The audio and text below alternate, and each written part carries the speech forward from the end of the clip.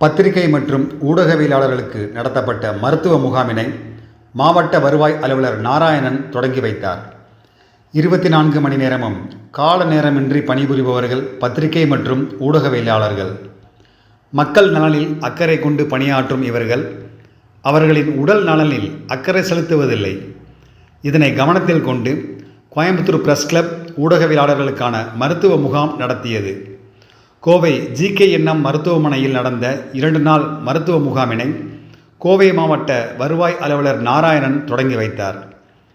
பொதுமக்கள் நலனில் அக்கறை கொள்ளும் ஊடகவியலாளர்கள் அவர்களது உடல் நலனை பேணி பாதுகாக்கும் பொருட்டு ஏற்பாடு செய்த கோயம்புத்தூர் பிரஸ் கிளப் மற்றும் GKNM மருத்துவமனை நிர்வாகத்திற்கு பாராட்டுகளை தெரிவித்தார்.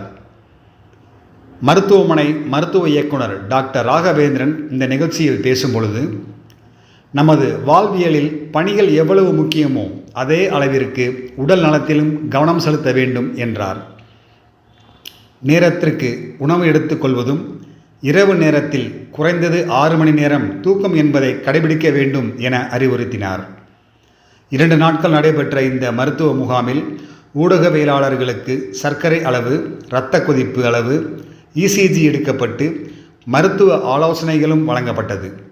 இந்த மருத்துவ பரிசோதனைகளை சேவை அடிப்படையில் இலவசமாக வழங்கிய GKNM மருத்துவமனைக்கு ஊடகவியலாளர்கள் சார்பில் நன்றிகள் தெரிவிக்கப்பட்டது.